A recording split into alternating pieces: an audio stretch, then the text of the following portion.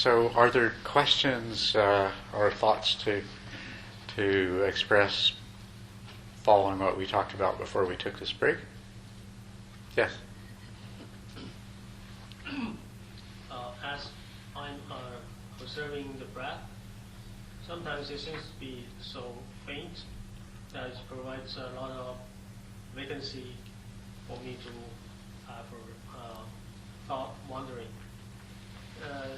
Should I take a deep breath, or should I take some other measures to deal with this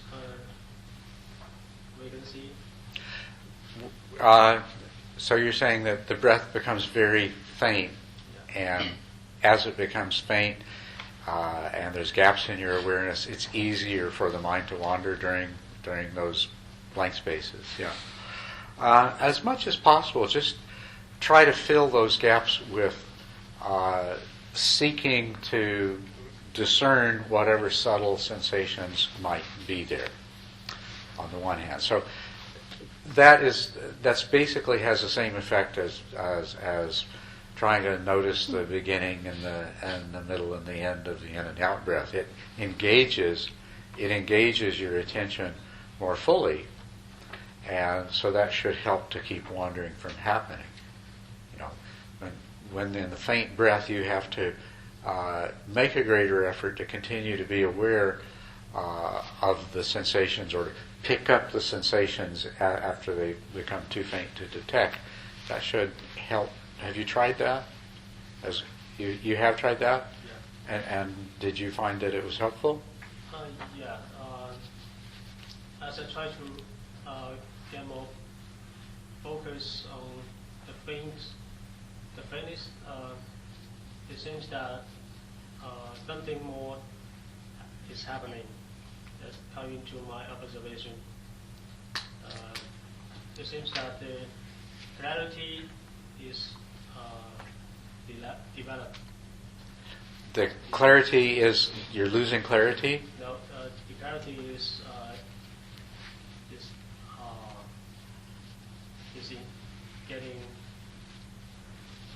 getting better and better. Oh, it's getting better. Yeah. Yes, and that's what you should find is, as you try harder to perceive the less distinct sensations, then the clarity must become stronger. It's the only way that you could succeed. So that is the desired result, and also to help you to not get lost in mind wandering as a result of it.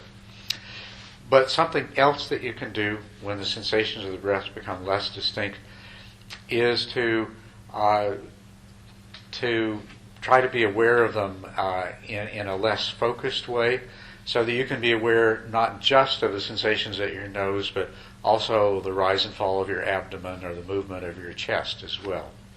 Have you tried that? Yeah. And did that help? Yeah. The sense of the whole body become more intense. Yeah. And that's that accomplishes the same purpose, and you keep your mind from drifting into wandering and forgetting what you're doing. So. Thank you. You're most welcome. Sounds like you're doing very well. Other questions that might be related to what we were talking about earlier? Or thoughts or observations? Yes. When I was trying to focus on the distinctive levels of in the beginning of the breath, of the in-breath, and the end of the in-breath, there were moments where I guess I was able to tell a subtle difference at the end of the out-breath and then at the break and the beginning of the out-breath. But there are moments where it seems to, like there is some lingering from the in-breath that goes into the out-breath. Or maybe that's just less clarity of these distinctions. Yeah. Okay, I'll just repeat this in case there's other people that didn't hear. He was noticing that in observing the beginning and the ending of the breath, that in observing, particularly the beginning, the ending of the out-breath, which is the least distinct of those 4 points. That sometimes sometimes it was clear, but other times it seemed to linger, and it was much more difficult to identify where the end actually was. Did I repeat that correctly? And that's completely normal. That's the way it is. By continuing to determine whether, where is the point where it's no longer present, this is just going to help you to remain more fully engaged and to increase the power of your awareness through making that attempt. But don't impose any particular expectation. What arises in your conscious awareness is what arises in your conscious awareness. And so that's what you're working with. And sometimes it's more distinct, and sometimes you can't quite find it at all, and that's fine. But there are things that you will learn from that process. Like, one of the things about any sensation that we have is that as a sensation it arises and passes away. But when it registers in the mind, it leaves an imprint that fades slowly or sort of reverberates. It's like when you hit a bell and then it continues to ring for some time afterwards. And so each of these, when you're looking at these very, very fine sensations, it's sometimes difficult to tell where did the actual physical sensation end and where is just the memory of that sensation there. And that will create a lingering effect.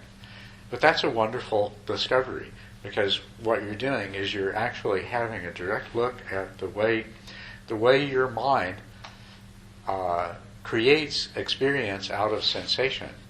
Sensation arises and passes away. Your mind saves the recent sequence of sensations until it becomes recognizable. It's like a tune. I play one note. You have no idea what tune it belongs to. I play 2 notes. You still can't tell. 3 notes, you might start to guess. But if I keep playing more notes in succession, there'll come a point where you recognize the tune, right? And because the association between them is there. And it's the same way with all of our sensations, that the mind saves them until it recognizes them. And then when it recognizes them, it puts the identification, the conceptual label on it. It says, "Oh, that's a dog barking. That's a person sneezing. That's the sensation. That's the last sensation of the movement of the air through my nose before it disappears." So it's the way things happen, and it's wonderful to be able to see that and be aware of it. So just observe what's ever there, and don't judge it. Whatever you observe and whatever you find, that's what's happening in your reality, in this present moment. And continue to observe, and as you do so, it will begin to reveal more about itself and about the nature of the experience as it does so. But thank you for that comment. Anything else? Anyone else? Okay. We're going to sit again in a few moments. I'll just point out to you, I said that when your mind has wandered or you've forgotten the meditation object, that moment when you realize it, that is not only a return to present moment awareness, it's also an experience of introspective awareness, because you know what your mind is doing, you know what the intentions were, and you know that they're out of sync. So do you all understand what I mean by that when I say introspective awareness? And this is what you want more of. This is what you want as much of this as you can. So I just want to point out, you don't have to wait for it to arise after you've forgotten your meditation object. While you're still observing your meditation object, you can be in that experience of knowing that you're still in the present, knowing that your mind has not wandered, knowing the degree to which your awareness either has greater or lesser clarity. Okay, so just at any opportunity that introspective awareness can be present, encourage that. Just hold that as sort of the background intention behind all of this, is that you'd like to come to that place of never really quite losing the mindful awareness of the mind itself and what's actually taking place. Okay?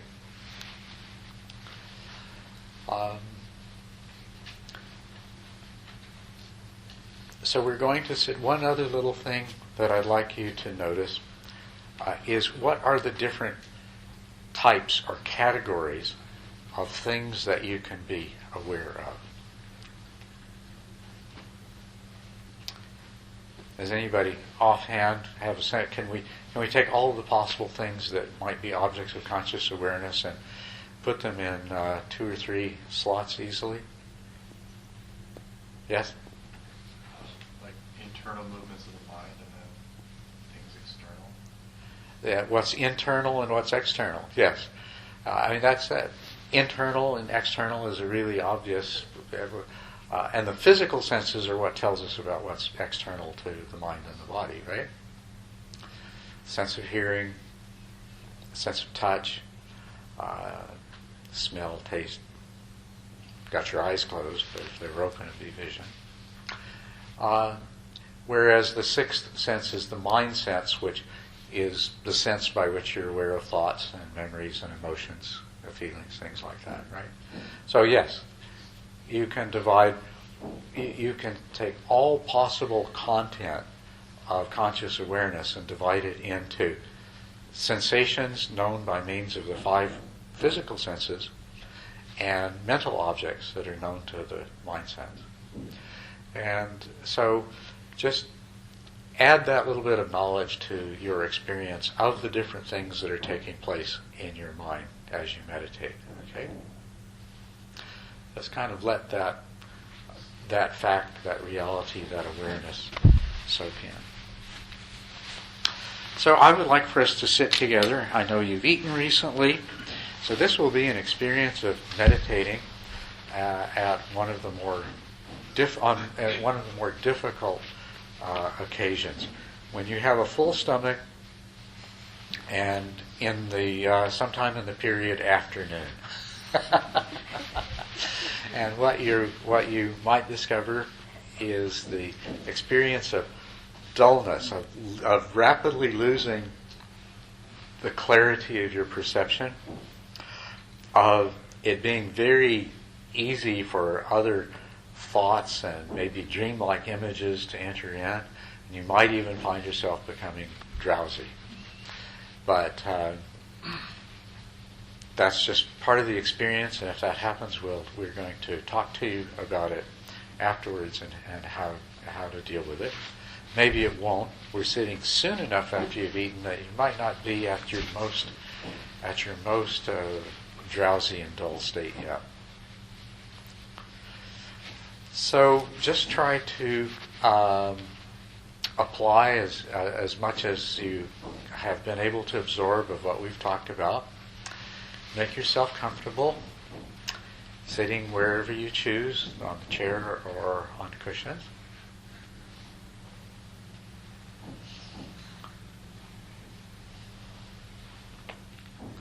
Relax your entire body.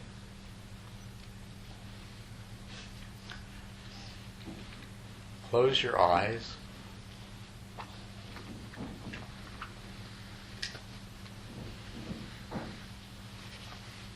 Just be aware of everything that's presenting itself to consciousness.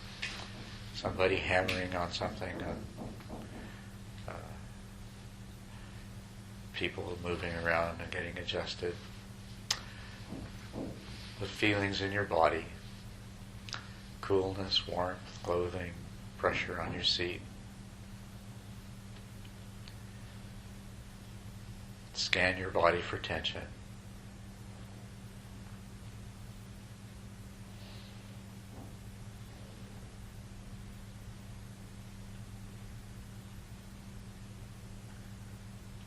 check your posture, make sure you're balanced and even comfortable.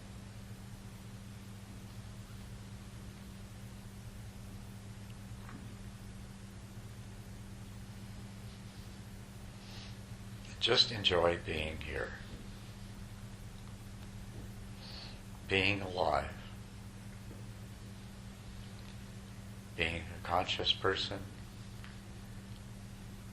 in a body, hopefully free from pain or discomfort.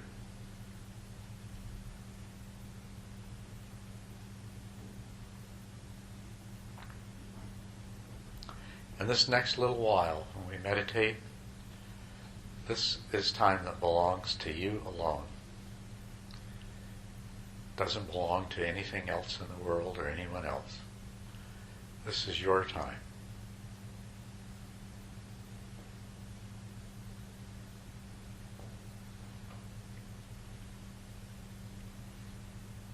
So just enjoy being here, being alive. Feel the air moving in and out. Be fully present.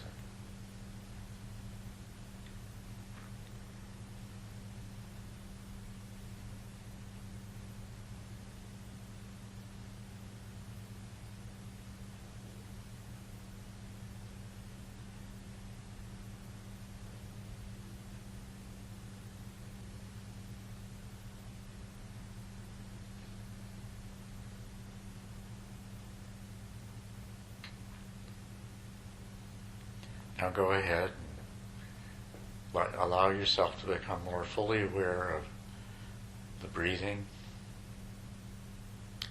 abdomen, chest, and nose.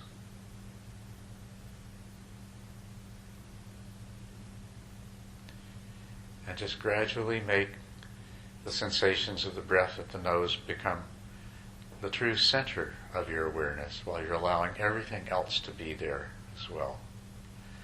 Not trying to make anything be there, not trying to make anything go away. Just resting in the state of present awareness.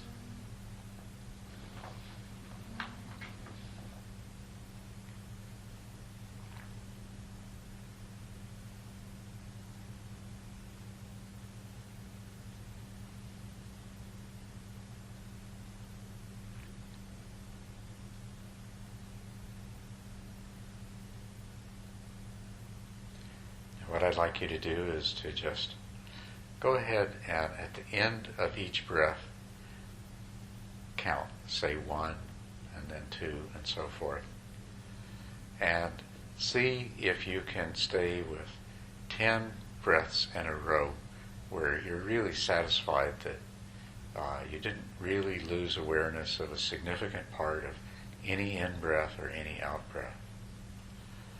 But if you do, that's all right, but start over again with 1 until you can go for 10 continuous breaths where you're satisfied that you didn't really lose awareness of the breath. And then at that point, stop counting and just continue to meditate as we did earlier.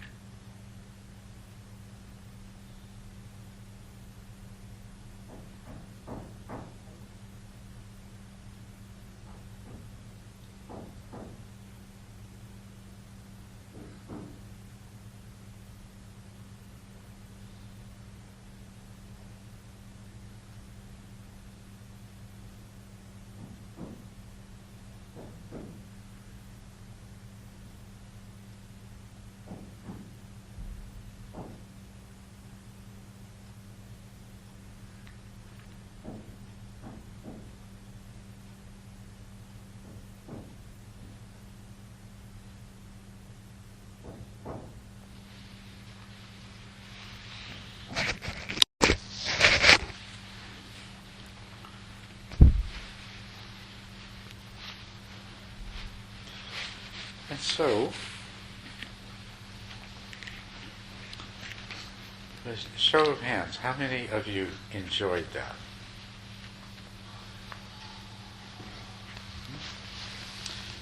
And how many of you felt like it was a struggle?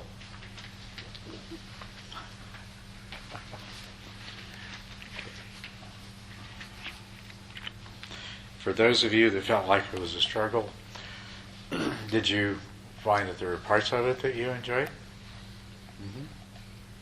Anybody that didn't? Anybody that didn't find any enjoyment in that at all? Oh, that's good.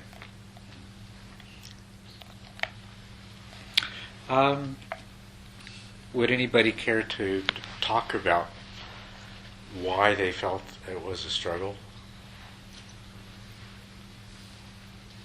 Yes. I felt like, I don't know if I'm imputing this, but I kind of felt as though I was aware of when the digestion was kicking in and the blood sugar was getting in there in my brain. And it's also more difficult to be aware of when I would be drawn away in thoughts. It felt very like a tidal wave would just roll over my sandcastle. And that edge where you're being drawn into it was harder to find that. Okay.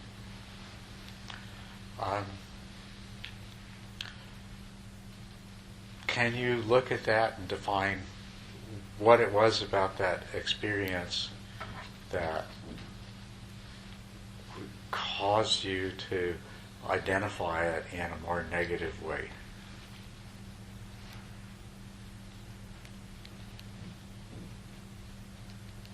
It felt like it took more.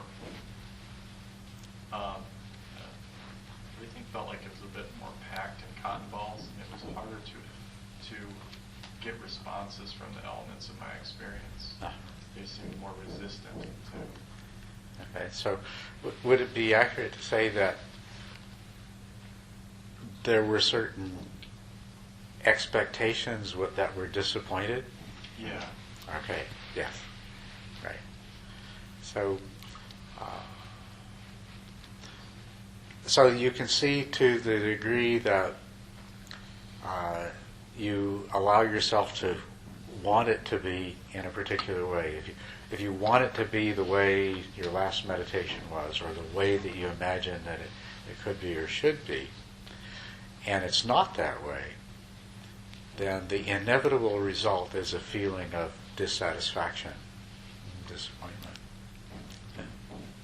Anyone else like to comment on the degree to which there's a struggle? Yes. I think it was that idea of trying to reach a goal, get closer to the goal, and then every image come up and fail and go back and try again. Right. Did you have pleasant experiences as part of it? Yes. Okay. Well, see, what I would suggest that you always try to do is be completely accepting whatever is happening in this meditation. That's what's happening. You can't. The way I put it is, there's no such thing as a bad meditation. There's only meditations in which you fail to do the simple things that you're supposed to do, which is to redirect your attention, hold the intention to sustain your attention, and enjoy the fact that you do eventually come back to it even when you lose it. That's your job. And if you don't do your job, it's not a good meditation. But no matter what else happens, if you do that, it's still a great meditation. No matter if, and try to imprint that on your mind. That as long as the intentional actions that are part of the practice were fulfilled, then everything else happened was as it should be. It's the stuff upon which the practice is working to bring about the effects in the mind, and then you aren't disappointed. You aren't expecting it to be in a different way. So try to remember that. And then the other thing is, there is always some pleasantness, some enjoyment in there. some part of the experience which is satisfying to some degree. You learn something from it. It feels good. It gives you some sense of accomplishment. It's just plain pleasant in and of itself, or it's a sense of calmness, and focus on that. So when those feelings are there, really accept those. And when those other feelings of frustration or disappointment or wanting things to be different come along, just let them be, but refuse to grab hold of them. Be a little preferential, a little selective there. Beth? Can you help me with my thoughts on householder? Popular press reads it rather negatively. The householder? Is it going to limit? Are limits imposed on us just because of that? I don't think so at all. I think as a householder, you have many more demands on your time and your attention, and also as a householder, you find yourself in many situations in which it may be hard to sustain mindful awareness. But those are not necessarily bad things. And you can accomplish anything that anything as a householder that you could potentially accomplish as a hermit in a cave. Is that kind of idea? Yeah. And as a matter of fact, the accomplishments in terms of your meditation and in terms of your spiritual development as a whole, as a householder, they're going to be much more firm and solid, and you're going to know that because they're constantly being challenged. The degree to which you experience equanimity in a variety of difficult situations that you're faced with as a householder, you know that equanimity is real, and you know that it's strong. If you were a hermit in a cave, and there is one of the traditional stories that says, it's about a monk, I don't remember his name, but he went off, it wasn't a cave, it was a hut in the forest, and he meditated there for several years all by himself, and he was convinced that he was completely imperturbable, and he'd reached a stage of imperturbability, and he was convinced that he was enlightened, and he thought it was time to go back to his monastery, his home monastery, and report in to his teachers and so forth as to his accomplishment. Well, he never made it back to the monastery on that task because he reached a crossroads at which there was a market and a lot of people and a lot of things going on, and a number of events happened that caused him to totally lose his cool and lose his all of these wonderful qualities, the equanimity and the tranquility and the concentration and mindfulness that he thought he had developed while sitting by himself in a hut in the forest just evaporated when confronted with the stresses of the marketplace, of this crossroads marketplace. And so as a householder, you can certainly develop all of these qualities. You need to simplify your life. You can't if you devote your life to the common belief system that you need to acquire as much stuff as possible and entertain yourself to death and everything else like that, then no, you're not going to succeed in these practices. But if you make spiritual practice and meditation the primary focus of your life, And if you adjust all of the other responsibilities and activities of being a householder around that primary focus, then you will be able to achieve all of the same success. There were many arhats in the time of the Buddha who were householders, and so it certainly can be done. And I had a conversation with Geshe, I can't remember his name. He's at Arkansas now. Geshe Dorje. Yeah, a Tibetan Lama. He's a Larumpa Geshe. So in terms of the training in that tradition, he was at the peak and had been a monk since he was a small child. And we were having a conversation about exactly this, the pros and cons of practicing Buddhism as a monastic or as a layholder, or as a householder, layperson. And his opinion corresponded to this. He said that to practice as a householder was more difficult, but potentially far more effective. So, but you do have to make the commitment. It has to be the priority in your life. And to follow up like that, could you talk a little bit about livelihood then? Well, it corresponds to that as a householder, you are taking responsibility for your own livelihood. But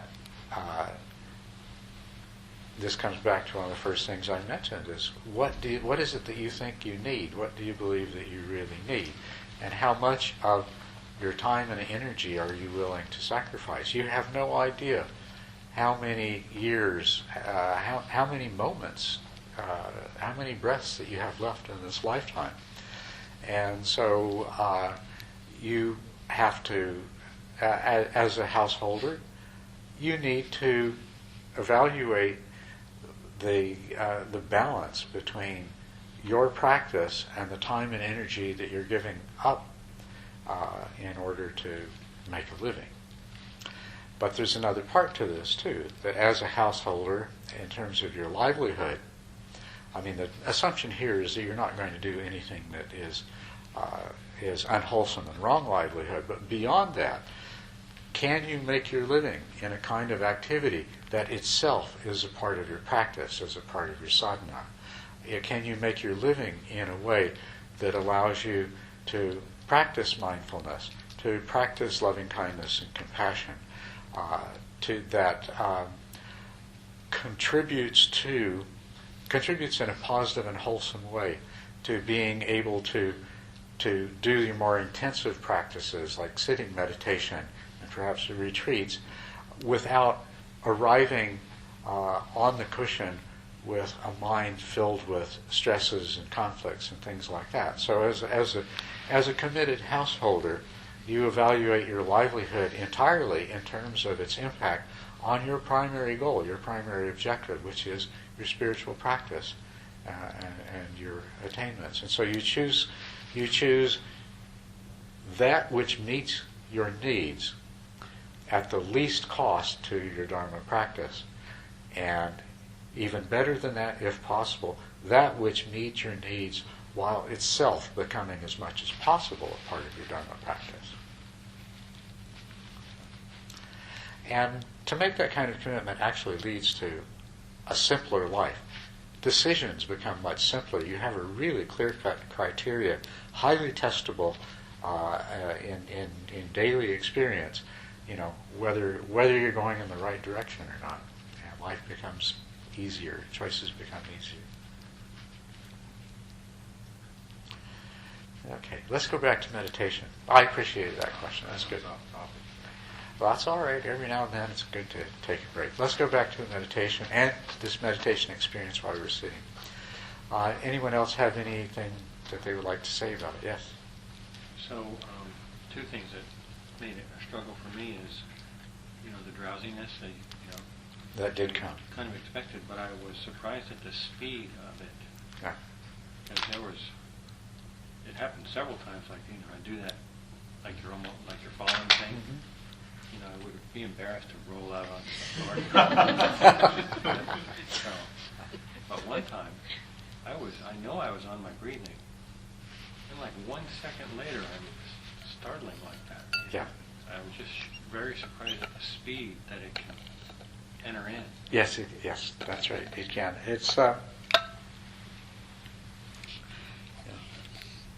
It can happen very quickly, or it can happen more slowly. And even when it happens quickly, you're still going through stages. You're just diving straight down instead of a gradual decline. So I knew we would have the opportunity to talk about dealing with drowsiness and dullness as a result of sitting right after lunch. And so we will take that opportunity right now. So last night I pointed out to you that fully conscious mindful awareness represented one end of the spectrum.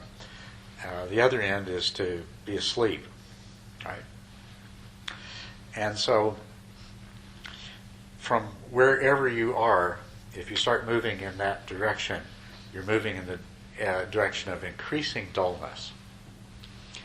And as dullness increases, first, when it happens slowly, now when it happens really rapidly, it's hard to detect these different stages that it goes through. But when it happens more slowly, it's quite obvious that the first thing that happens is that there is a gradual loss in the clarity of your perception. And actually at the same time, if you have this awareness of your breath and it is more or less at the center of your perception, there's also kind of a shrinking of awareness that happens at the same time. And this is the onset, this is the subtle stage of dullness, but it will become stronger. And as it becomes stronger, if you're still aware of your meditation object, it begins to be distorted. It begins to be something it's not. You're watching the in and out breath. It becomes something that vaguely resembles the in and out breath, but really isn't, like waves going in and out. Or this is some kind of hypnagogic, dreamlike imagery comes in to replace the meditation object. Or the other thing that happens in strong dullness is you'll lose your grasp on the meditation object entirely, and something else comes in and replaces it, which is also held in a state of dullness. But a distraction comes in and you're overtaken by a distraction. And as that dullness becomes stronger, you slip into drowsiness. And you know what that feels like. Probably most of you had an opportunity to experience a little bit of that in this last sit. Is that not correct? Okay. The drowsiness will actually cause you to fall asleep, and when you fall asleep, the muscles that hold your body erect will suddenly relax, and you go like this. Rarely do you roll out on the floor, but it could happen.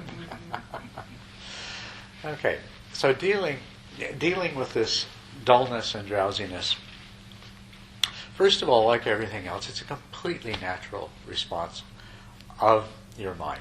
All of your life, when you have turned your attention inward, you've started ignoring external stimuli, you've become quiet, you've ceased to move, what has generally happened is that you've gone to sleep. And you've done that intentionally every night for your entire life, probably, or very nearly so.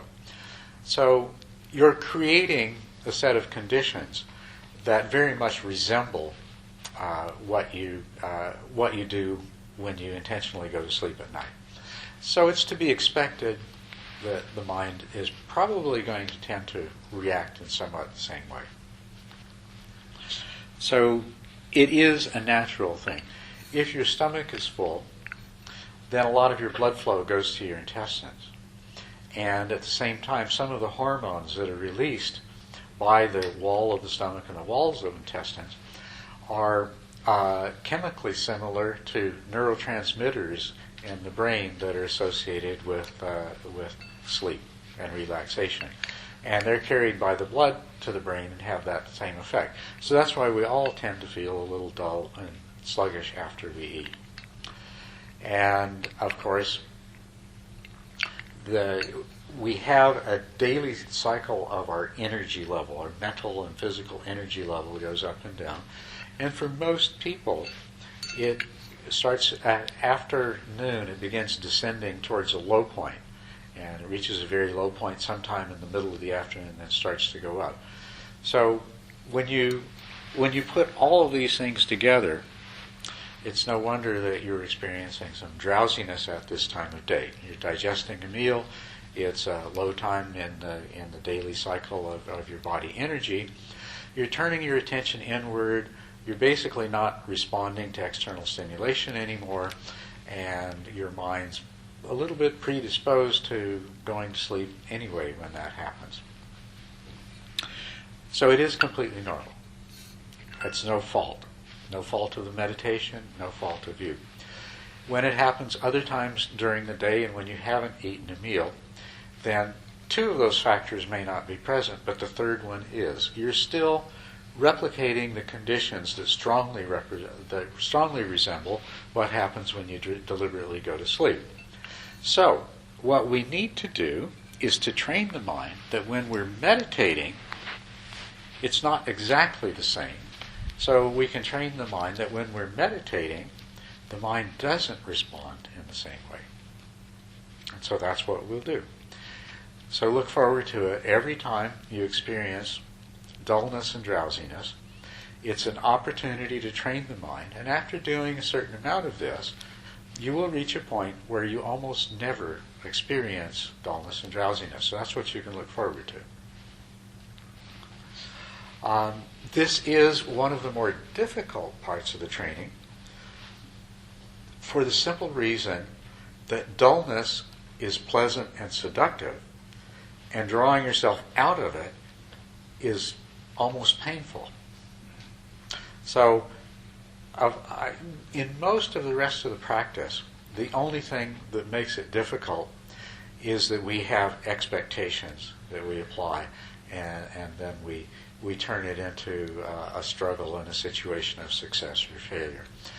But dealing with dullness is the one part of the entire practice where there is inherently in it, because of the fact that you are denying the mind this seductive pleasure of sinking into dullness and sleep, and there is a certain discomfort associated with arousing yourself, that it is more genuinely unpleasant. But you do have to get through it. Everybody does. And so from now on, look forward to dullness and drowsiness as your opportunity to train the mind to get past this problem once and for all. Now, how you do that? Okay. You need to, what's happened is the energy level of the mind has fallen. You need to bring it back up.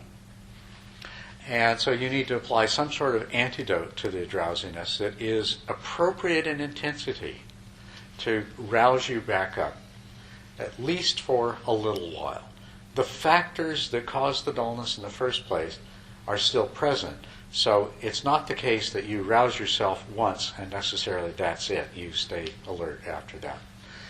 But you have applied a strong enough antidote if you can bring yourself back to a state of alertness and stay that way for at least a few minutes before you experience sinking back into dullness. And so if you don't have that experience, if you bring yourself out of it and then you find yourself immediately sinking again, the antidote wasn't strong enough. You need to do something a little stronger.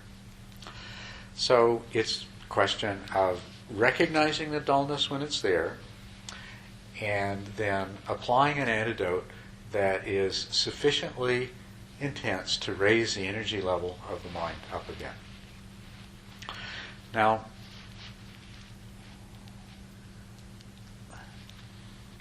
let's begin with the kind of drowsiness that is not, or the kind of dullness that is not the most subtle and responds to the mildest antidotes.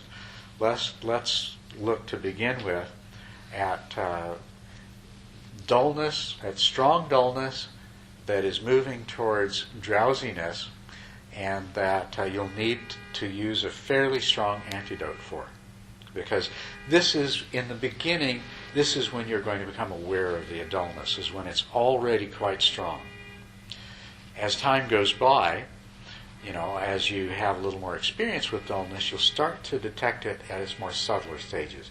But we'll start out right now addressing how you're going to become aware of it to begin with.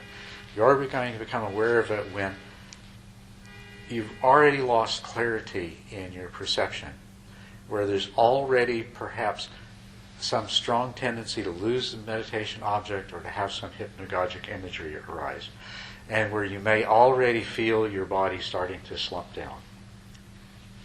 So at that level, what you need is something that's fairly potent, and you can invent your own things, but these are the things that I have used, that I was taught, and that I use, and they work pretty well for most people. Okay, one is that you tense up all the muscles in your body. You're sitting there and you just clench up all your muscles and hold it, and then let go. And do that several times, and it's almost like you're pumping this energy up your spine to your brain, and it leaves you awake and alert for at least for a few minutes. And another one that's very similar to that is where you take a really deep breath and let it out slowly against resistance, and it's the same kind of feeling. You feel a kind of surge of energy going up into your brain. So try that.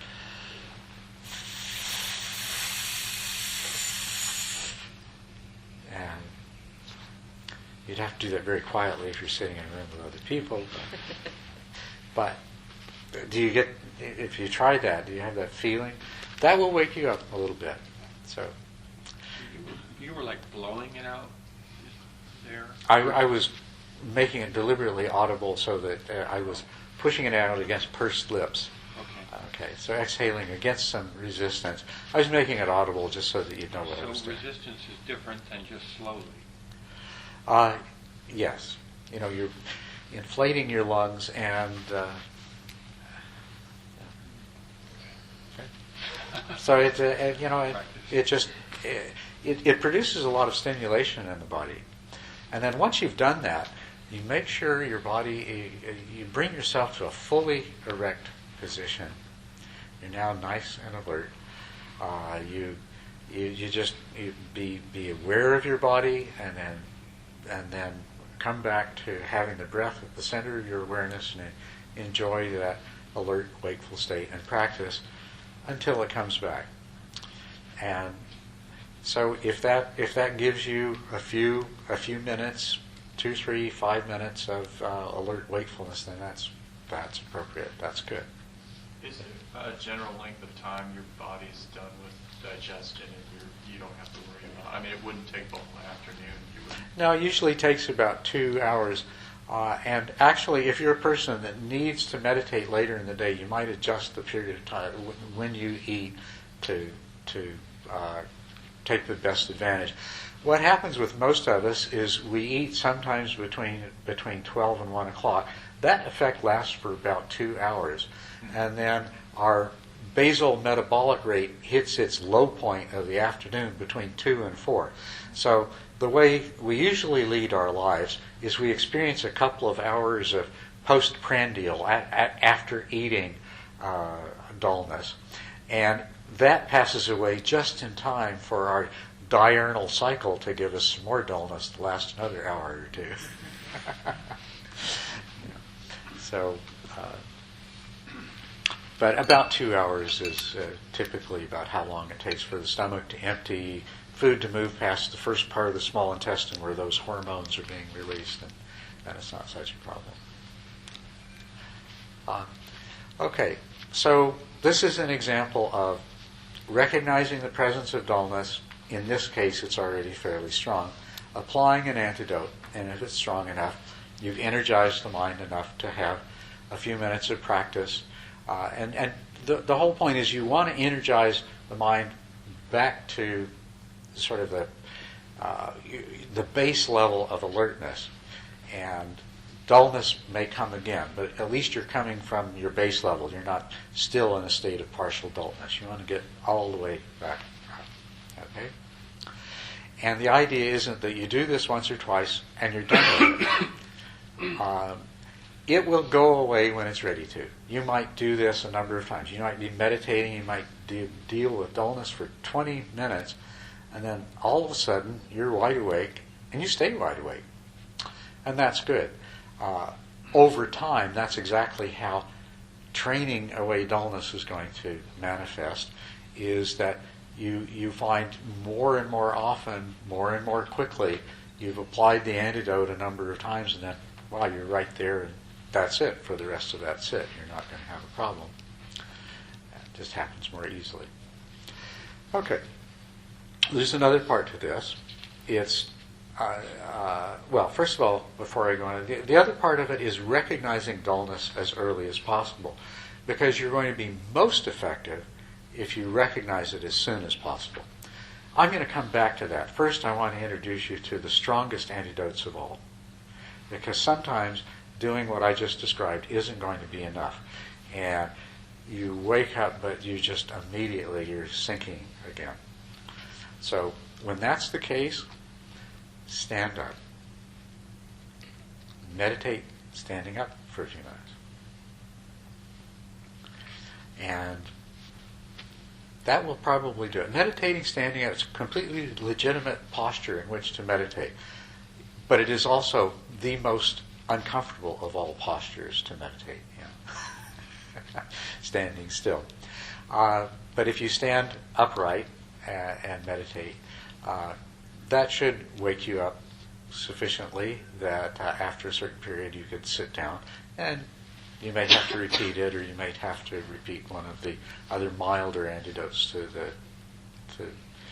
the dullness. If standing and meditating isn't enough, you can switch to walking meditation. And in the most extreme case, if you're still, even with walking meditation, you're finding that there's a lot of, you just feel this weight of sinking and this desire to just go and have a nap. Well, go into the washroom, splash some cold water on your face, do something like that, and then go back and sit. It's completely legitimate. It's not interrupting your practice. It's actually doing your practice properly. That when dullness is present during your meditation period, then you do what's necessary to re-energize the mind. And if that's what you're doing, then you're carrying out the practice properly. You haven't interrupted your practice. You haven't lost time from your practice due to dullness or due to going to the washroom and splashing your face. It's all been part of the practice. Okay, let's talk about recognizing dullness earlier and applying the milder antidote. The earlier, the more subtle the dullness that is present, the easier it is to counteract. And so there's a certain skill in recognizing subtle dullness. The very first signs of dullness are the loss of clarity, the loss of vividness in your awareness of whatever it is that you're aware of. If you're meditating on the sensations of the breath, you'll see that there isn't a sharp beginning or ending that you can easily identify in the end and in the in and out breath. That it begins to be kind of blurry, and you'll find that there's also a very tempting sense of ease in this, that you just want to kind of let go and relax into this hypnotic flow. If you do, you're just going to keep going down. So this is one of the earliest signs you're going to notice. And the other is, if you become aware that your overall awareness is shrinking, and it's easy to mistake this for having greater attentional stability. Like, oh wow, I'm getting really good at staying with my meditation object. But there is sort of a funneling in and a closing down of your overall awareness that can be deceptive in that way. It takes skill to tell if that's what's happening, and skill and experience to tell if that's what's happening, or if indeed your mind is becoming very, very stable and rests easily on the meditation object. But the really key thing is the loss of clarity. Another thing that will be a clue to this subtle dullness is you're sitting there meditating and you think you're alert and awake, but somebody coughs or a door slams or a horn honks outside and you suddenly jerk. That is usually a dead giveaway that you were in a state of dullness if you experience that kind of startle response. So that's another way of being aware of subtle dullness. And it will progress from this subtle dullness to stronger dullness. It's only through observing it and through experience that you really get good at recognizing it. You do have an opportunity to do this, though, every night when you go to sleep. Meditate as you go to sleep at night, and you'll become very familiar with the qualitative changes that take place in your awareness as you slip into dullness toward sleep. And it will carry over into your meditation practice. You'll just know it for what it is right away. The mild antidotes to subtle dullness, probably the mildest antidote of all is to, you see, normally your mind remains energized by the constant input of external stimuli. So the mildest antidote is just to restore that for a period of time, which you can very deliberately become aware of your body, bodily sensations, external sounds. Let your mind generate the picture of the environment, the room you're sitting in, the building the room is in, the city the building is in, the planet the city is on. You just go ahead and let all the normal kind of stimulus stay in the present moment, stay in the here and now, but just let your awareness go back to that place that usually keeps you awake all day, of being fully aware of bodily sensations, sounds, the mental formations that turn those sensations and sounds into meaningful reality for you. And that should, a few minutes of that or even a few seconds of that should re-energize your mind. And then you can go back to your practice.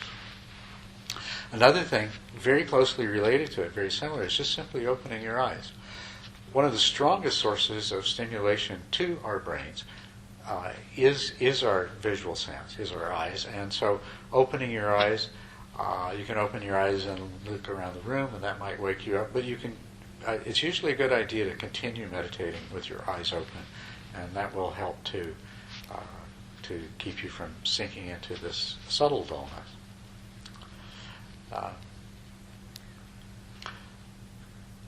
Rather than go on about this, if you have the idea, and if you have any questions, you can invent your own ways. But as long as you recognize that what you're trying to do is to re-stimulate your nervous system, your brain, to bring up the energy level of your mind so that you're back to the same level of alert wakefulness that you were before the dullness came on.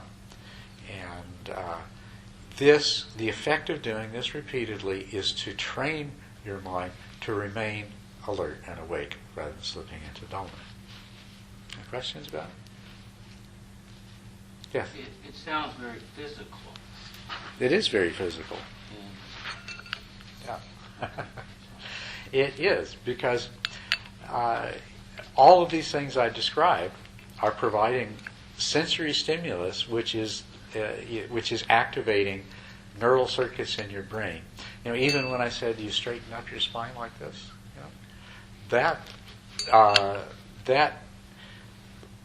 the muscles that maintain an erect posture are neurologically directly connected to the part of the brainstem that activates the cortex.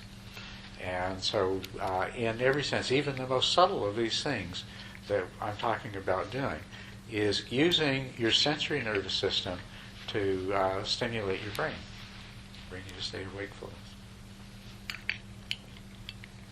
Good observation.